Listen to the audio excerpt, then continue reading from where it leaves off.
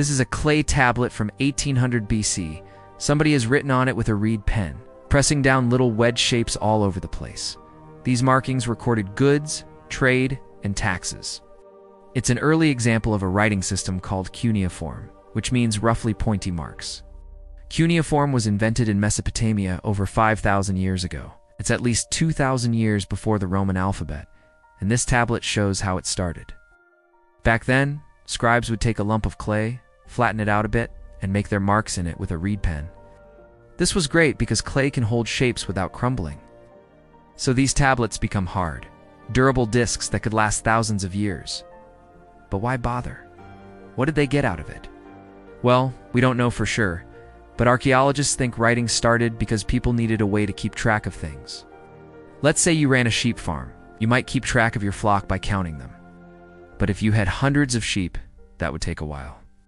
So instead, you might assign each group of 100 sheep to a shepherd and put a tally mark next to each shepherd's name.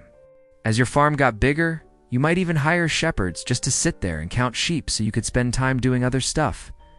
And eventually, instead of shepherds counting groups of 100, you would have shepherds counting groups of 60. That way you wouldn't need as many shepherds. But you could still keep track of every single sheep. Now you've invented the base 60 system of numbers, which will later form the basis of sophisticated mathematical calculations. Maybe this system worked so well, you decided to start keeping track of grain stores too. Grain stores were vital in those days, since no one was selling prepackaged snacks at the gas station. If you didn't store grain, you'd have to grind wheat berries by hand every day. So having some stored up meant you could take a break from grinding and do something else. Just like with the sheep, you may have needed more and more people to watch over all that grain. And maybe that led you to invent symbols for different amounts of grain, kind of like finger painting, but with more meaning behind it.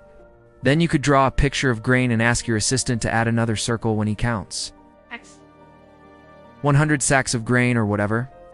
At some point, somebody came up with the idea of making symbols for everything. They created pictures of objects, abstract shapes, and signs based on spoken words. That was a huge leap forward, and the first writing system looked something like this. Let's take a look at one tablet from around 3400 BC. Here's a seal impression made with a stamp like this one. Symbols on it look like random squiggles, but they actually mean Lugal. Uman, which roughly translates to the great king of Lagash, owns this property. This kind of writing took a lot of work though. There were hundreds of symbols to memorize, and most people weren't interested in becoming professional record keepers. And that brings us back to the question, why bother writing at all? Well, writing let people capture knowledge in a form that didn't rely on memory or speech, and that changed everything. To see how, let's talk about what writing wasn't back in those days. Back then, nobody had paper or pencils, so writing took a long time and a lot of effort. Even if you wanted to share a story with your friends, you couldn't just write it down. You'd have to tell them the story orally, and that took effort too. Plus, stories could get lost or changed during retellings. Writing allowed people to preserve knowledge. It helped spread stories, ideas, and information across the world. And this gave humans the ability to build on each other's ideas in ways that were impossible before. For instance, the ancient Egyptians had quite a few gods. But when a new pharaoh took the throne, he often merged his deified status with an existing god. Eventually, this practice resulted in a massive pantheon of similar deities. By contrast, when the Israelites conquered Canaan, they found a mostly empty religious landscape. The region was polytheistic, but none of the local gods were divine rulers. The Israelites didn't need to awkwardly merge Yahweh into an existing religion. Instead, they had a blank slate where they could establish their one true God right away. Writing helped them tell the story of their beliefs, and that story spread as people left the region and traveled the world. But that doesn't mean the Israelites were the first to write a story like this. Oral stories likely predated writing by a lot, but without writing, those stories were hard to pass on. In fact, historians believe that writing also played a part in turning oral stories into written laws. For instance, the Code of Yernamu is one of the earliest collections of written laws, dating back to around 2000 BC. But oral law existed long before that. In fact, Sargon of Akkad is credited with codification of laws in 2334 BC, however.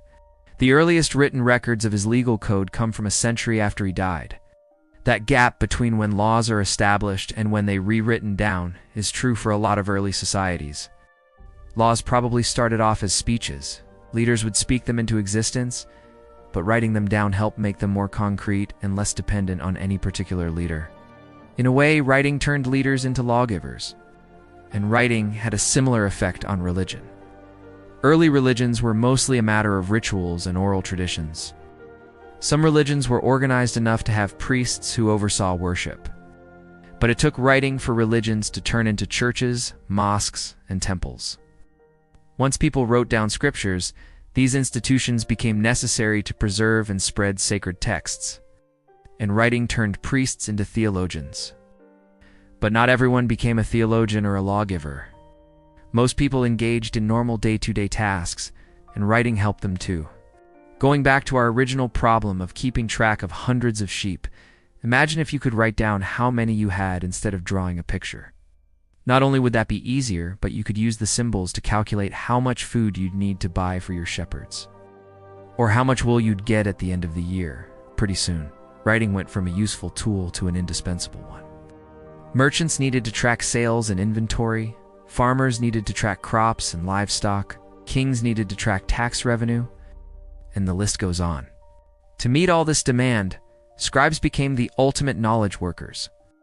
They held immense power because they knew how to read and write. In fact, in some places, knowing how to write meant you were considered civilized. You couldn't really participate in society if you couldn't write. Just like today, you couldn't really participate in society if you couldn't read. Scribe schools were common throughout the ancient world. Children of elites would attend them to learn their society's writing system. Many of these students went on to become scribes themselves, working as record keepers for their state or business. But the fact that they could write meant they could also become administrators or even kings. It was quite common for scribes to write down royal decrees and correspond with other states. So it's no surprise that many of them wound up running the place. Of course, being able to write wasn't the only way to get ahead in those days.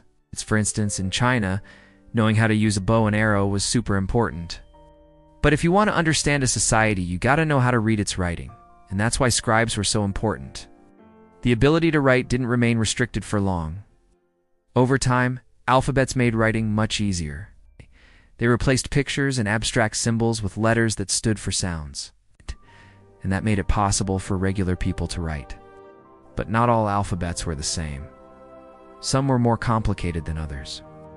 Take the Phoenician alphabet, for instance. It formed the basis for both the Greek and Latin alphabets, but it was harder to write than either of those. Right. Here's a Phoenician inscription. See how difficult it is to decipher? Now here's that same text in Greek. See how much easier it is to read? That's because the Greek alphabet simplified the Phoenician writing system. They removed some of the harder symbols, like these two, which look awfully similar. They also added vowels. Writing in Greek was easier, so more people learned how to do it. That's why the Greek alphabet spread across the Mediterranean. And guess what? When you type a word on your computer, you're using a system that started with a clay tablet and a stick. Thanks for watching.